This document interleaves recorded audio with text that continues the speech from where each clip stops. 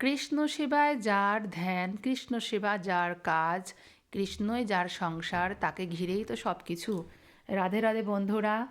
আজকে আমার মা তার নিজের ঘরের রাধা গোবিন্দকে কীভাবে শৃঙ্গার করালেন এবং তাকে সাজিয়ে গুছিয়ে দিয়ে বসন সেবন পোষণ ইত্যাদি করে কিভাবে ভগবানের ভোগ রাগ দিলেন, সেটাই আজকে তোমাদের সামনে দেখাবো। বন্ধুরা, আমি আমার বাবার বাড়িতে বেড়াতে গিয়েছিলাম শীতের উপলক্ষে। সেখানে গিয়ে দেখি যে আমার বাবা মা যথেষ্টভাবে ভগবানের সেবা পূজা করছে এবং সেবা পূজায় নিজেদেরকে অনেক আনন্দের সঙ্গে নিয়োজিত রেখেছে।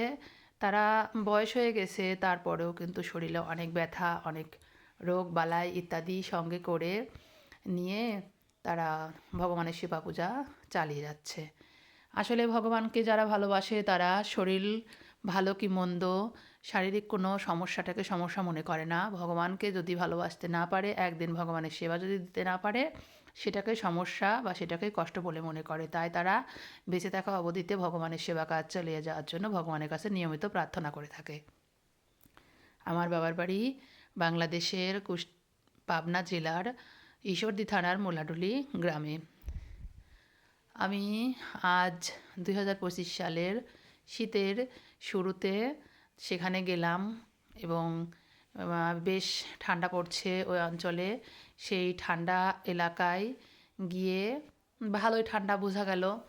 তারপরে আমি চলে আসার আগে ভাবলাম যে আমার মা আমার বাবা কিভাবে ভগবানকে সেবা করে তার একটা ভিডিও রেকর্ড করে রাখি এবং সেটা আজীবন আমার টাইমলাইনে থেকে যাবে। এবং তোমাদেরও একটু দেখাতে চাই যে তারা এই বয়সে এসে ভগবানকে কতটা ভালোবেসে এ ধরনের সেবা কাজ করছে।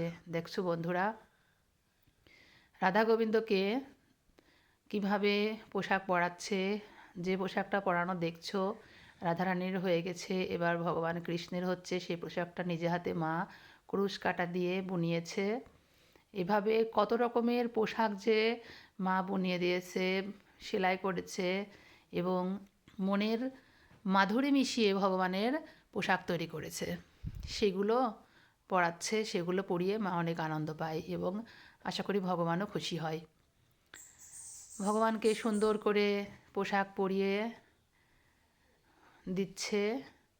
শীতের দিন তো তাই উলের পোশাক, গরমের দিনে গরমের পোশাক থাকে, পাতলা সুতি কাপড়ের থাকে, বিভিন্ন অনুষ্ঠানের জন্য একটু গর্জিয়াস পোশাক থাকে। এই ধরনের পোশাকগুলো বিভিন্ন বিভিন্ন অকেশনের জন্য ভিন্ন ভিন্ন ধরনের পোশাক রেখেছে। যখন যেটা প্রয়োজন হয় তখন সেটা ব্যবহার করে ভগবানকে দিয়ে থাকে। রাধারানীকে আসনে বসিয়ে দিয়েছে, এবার কিছু অলংকার পরাচ্ছে। প্রতিদিন একই রকম সাজ দেয় না, এক এক দিন এক এক রকম দেয়। আজকে খুব সিম্পল সাজিয়ে দিচ্ছে, যেহেতু শীতের দিন তো মোটা মোটা পোশাকের কারণে উঁচু হয়ে যায়। অল্প কিছু গহনা দিলেই বেশ উঁচু লাগে দেখতে। এবার ভগবান কৃষ্ণকে আহ্বান করে তাকে আসনে বসিয়ে দেবে। হাতে বাঁশি দিতেও কিন্তু ভুল হলো না, সুন্দরভাবে বাঁশি দিয়ে দিচ্ছে এবং কপালে তিলকটা আরও সুন্দর করে লাগিয়ে দিচ্ছে। ভগবানকে আসনে বসিয়ে দিল রাধারানীর পাশে। এবার আমার মায়ের ভগবান শৃঙ্গার হয়ে গেল। ভগবানকে দেখতে কেমন লাগছে সেটা জানানোর জন্য এখানে একটি কীর্তন থাকে, সেই কীর্তনের সহকারে ভগবানকে দেখাচ্ছে, রাধারানীকে দেখাচ্ছে তোমাদের কেমন হয়েছে সাজানো, শৃঙ্গারটি তোমাদের পছন্দ হয়েছে কি না সেটা ভগবানকে দেখাচ্ছে। এবং এই প্রক্রিয়াতে ভগবানের সেবা হয়ে থাকে। যারা জানে তারা অবশ্যই বুঝতে পারছে। তাই তোমাদের এই বিষয়ে নতুন করে কিছু বললাম না, কারণ ভগবানের সেবা এভাবেই করতে হয়। মহাপুরুষরা যারা যেমনভাবে শিখিয়েছেন, যেমনভাবে আমার বাবা মাকে পথ চালানোর পথ দেখিয়েছেন, তারা সেভাবে করারই চেষ্টা করছে মাত্র। এখানে শৃঙ্গারের পরে ফুলের আরতি এবং চামড়ের আরতি দিতে হয়। সেই ফুল আরতি করছে এবং সবার চরণে একটি করে পুষ্প দিচ্ছে। আসলে আমার মার কাছ থেকে শেখার অনেক কিছু আছে। তিনি অনেক কিছু জানেন। তার হাতের কাজ, ভক্তি, পাঠ ইত্যাদি ইত্যাদি অনেক কিছু, যা কিছু ভাষায় প্রকাশ করা যাবে না।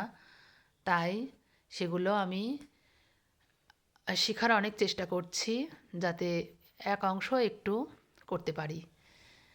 এরপরে এখানে কিছু কীর্তন আছে, তোমরা শোনো।